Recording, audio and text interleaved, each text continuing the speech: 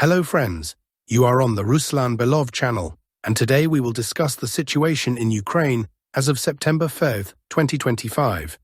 Today, a large number of very interesting events took place, along with notable adjustments, so let's get started. We'll begin with the Zaporizhia sector. The Russian Federation is gradually approaching the final assault on the settlement of Stepnohursk, namely its northern and northeastern parts. Over the past 24 hours, a large amount of material has been published, including, apparently, artillery preparation. Perhaps in the near future, the map here will be updated. Russian units also continue their attempts to advance toward the settlement of Orikhiv. Today, Ukraine's 65th Brigade released additional footage, in fact, archival footage from August 29th, showing yet another push by the Russian Federation and how Ukrainian drones struck Russian equipment. Based on that footage, we are not adjusting the map, but overall we can see that the Russian army is keeping the front line active here, preventing Ukrainian formations from redeploying their units either toward the Pokrovsk area or the eastern Zaporizhia direction. Next, we move to the eastern Zaporizhia axis. According to various cartographers, over the past 24 hours, there have been adjustments along the front line in this area. This is how the map looked just yesterday. Some cartographers reported the front line being leveled near Kamyshevaka. Today, this process continued. Several fields and tree lines came under the control of the Russian armed forces. In addition, several videos were published in the last 24 hours showing Russian aviation striking forward positions of the Ukrainian armed forces at the next defensive stage. So we see approximately where the focus of the Russian army lies, and apparently Russian units will be moving towards settlements such as Koroshe, Sosnovka, from the Novopavlivka side, and also in the same direction through the villages of Ternov and Berezove, advancing northwest. In other words, a small realignment of the front line will take place, along with the cutting of several important local logistical lines. Now we move to the Novopavlivka sector. Here, the Russian army has also switched to active offensive actions. Information is coming in about Russian units advancing through the fields from the direction of Horke and Marivka. Several tree lines have come under Russian control. The Russian army has reduced the distance to Novopavlivka, practically to a minimum. Also, let me remind you that heavy fighting is now taking place for the settlement of Marivka, as well as for the strongpoint Babochka, located just to the west. Recently, footage was published showing Russian forces dropping leaflets urging Ukrainian soldiers to surrender. Yesterday, numerous videos appeared directly from the Babochka strongpoint, which was being struck by artillery as well as FPV drones. So here we are witnessing the strong beginning of what could be a major offensive toward Novopavlivka from the east, northeast, and southwest. On this axis, Russian FPV drone operators are also targeting the forest area located between the Mokry Yali River and Novopavlivka. The area is being cleared of Ukrainian FPV drone positions. Slightly northeast of this direction, fighting continues for the village of Udakne, and hostilities have also begun for the village of Molodetske. At least that is what some neutral cartographers report, relying on open-source information. This is how the map looked just yesterday, but today appropriate changes are being made. Next, we move toward the Pokrovsk agglomeration. Here, there are frontline adjustments, both in favor of the Russian Federation and the Ukrainian armed forces. Let's start with Pokrovsk itself. According to neutral cartographers, Russian units managed over the past 24 hours to improve their positions in the central part of the settlement. A large number of buildings and structures came under Russian control. However, if we analyze the areas currently under Russian control, we can see that roughly the front line in the central sector runs along the high-rise district. That includes Marshal Moskalenko Street, Shevchenko Street, and then European Street. On the map, this yellow line essentially divides the high-rise blocks in the central part, 5- and 9-story buildings, from the low-rise zone, meaning smaller houses and private housing. So based on these maps and adjustments provided by various cartographers, we can conclude that the Russian army has reached the next defensive line in central Pokrovsk. But on the other hand, it's possible that the Russian army may not push further east, northeast, or southeast toward the Pokrovsk citadel. Given the current configuration, the Russian side has every chance of developing an offensive northwest toward the intersection of the M30, N32, and O0525 roads between the settlements of Hryshyn and Pokrovsk. To sum up, Russian units may now be moving through the low-rise housing area, specifically private housing, in the northwest direction. Movement and advances are easier there, with far less resistance from Ukrainian forces. At the same time, moving northwest could allow the Russian army to cut the main supply routes coming out of the Pokrovsk agglomeration to the hinterland, namely the M30 road, Hryshyn village, and the road linking Hryshyn to Rovno, Svitliye, and Minohrad. If this Russian plan succeeds, Ukrainian logistics in the Pokrovsk agglomeration will deteriorate further. And apparently, this is why in recent days there has been very high Ukrainian activity from Rodinsky and Belitska toward settlements like Suketska, Zaporizhia, and Fedorivka.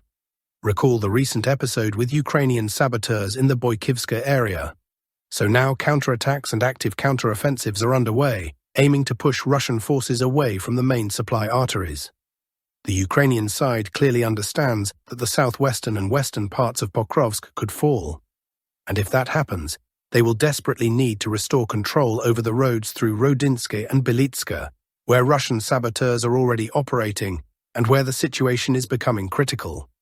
In the past 24 hours, several pro-Ukrainian sources published combat footage from the Zaporizhia area, though the footage was archival, about 7 days old.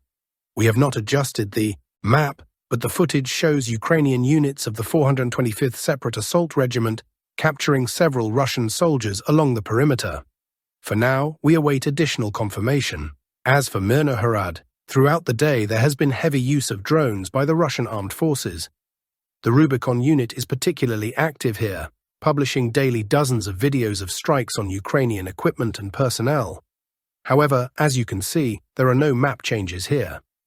Next, we move to the Kostyantynivka direction, and here the situation becomes very interesting.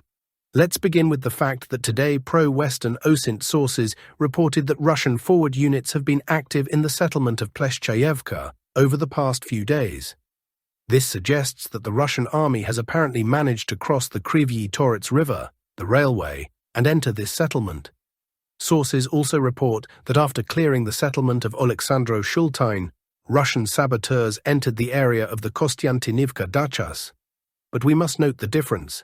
There are northern Kostyantynivka dachas, located above the N32 highway, and southeastern Kostyantynivka dachas, located along the O0519 road. So we are talking specifically about the southern Kostyantynivka dachas.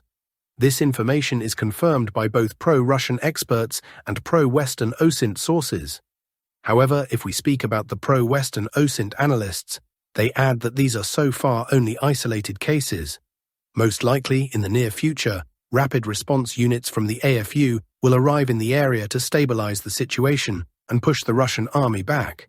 But in any case, even the pro-Western OSINT community confirms that this is, overall, a very troubling signal, and the appearance of Russian sabotage groups already in Pleshchayevka and the southeastern Kostyantynivka dachas is only the beginning. The most important information is coming from the northeastern direction of Kostyantynivka, and we will stop here in more detail. Today, the Russian Ministry of Defense announced that the south group of forces had fully cleared the settlement of Markovo, which is located on the Ukrainian side of the Seversky-Donets-Donbass Canal. Here is the settlement in question. Based on this report, we update the map. This is what the map looked like yesterday, and today it is being corrected on the basis of the Ministry of Defense report. By the end of September 5, 2025, however, no information had yet been published that could independently confirm this advance. Still, I would like to draw attention to several very important details that most cartographers overlook. First, if you look at our map and the majority of others, you will not see Novomarkovo shaded in favor of the Russian Federation. Today, everyone is reluctantly shading in Markovo, since many cartographers now prefer to rely on flag-raising videos rather than official Russian MOD reports. So let's discuss all the key points regarding this village. To begin with, back in March 2025, the Russian MOD reported the clearing of Novomarkovo. At that time, we updated our map accordingly, but a large number of both pro-Russian and pro-Ukrainian experts ignored this announcement, claiming it was impossible. Here is the March 14, 2025 MOD report, according to which the South group of forces had cleared Novomarkovo and Gorkovo. We shaded them in back then. This was the first signal, the first interesting nuance regarding Russian advances in this sector. Another very important detail is a report from the Russian General Staff that was published just a few days ago. Here is that report. At the time, Valery Gerasimov presented his map, the Russian vision of how the special military operation is developing. Right before your eyes, you can see the Kostyantynivka agglomeration, and the advance into Novomarkovo was already marked on the General Staff map as of August 30th, 2025. Here is that sector of the front, the one I'm talking about. If we examine the map, we need to focus on three small islands. The red territory is the area under Russian control, according to the General Staff. There's the first island, a second one, and a third peninsula. These represent three settlements along the Druzhkovka axis. Looking back at the map, the first island is Markovo, the second is Fedorovka, and the third is Maiskoye. According to the Russian General Staff, by late August, early September 2025, Russian forces already controlled approximately these territories. Maiskoye, in particular, was in a semi-encirclement, so by now Fedorovka, Markovo and Maiskoye were in semi-encirclements or cauldrons. And from August 30 to September 5, 2025, Russian forces managed to fully clear Markovo. This information is very important. It shows us that Russian units are moving ever closer to Kramatorsk, Druzhkovka, and Alexeyevka-Druzhkovka, that is, to the main supply highway. If we look at this axis as a whole, there are several key elements. One of them is the railway, which now essentially divides the area, separating the Russian positions near Fedorovka from the N20 highway, which the AFU uses to supply Kostyantynivka. At the moment, the distance between Russia's forward positions, according to the General Staff map, and the N20 is about 10 kilometers. With the advance in Markovo, it is very likely that in the near future, we will also see an MOD report on progress in Fedorovka. That would dramatically change the situation along this front line. After Fedorovka, the next settlement is Belaya Kuzminka. If Russian forces reach Belaya Kuzminka, the distance becomes minimal, and they will effectively achieve fire control over the N20 supply highway leading to Kostyantynivka. So, judging by the General Staff's map, today's MOD report, and the overall configuration we can observe now, there is a very high likelihood that Russian units will begin advancing along the railway towards settlements such as Nikolaevka, Popasnaya, Verolyubovka, and Belokuzminka. Reaching that line would allow them to finally break apart the AFU's defensive belt along the Kostyantynivka-Kramatorsk axis and further towards Slavyansk. Now we move towards Siversk. Here, no major changes. Russian units are slowly advancing.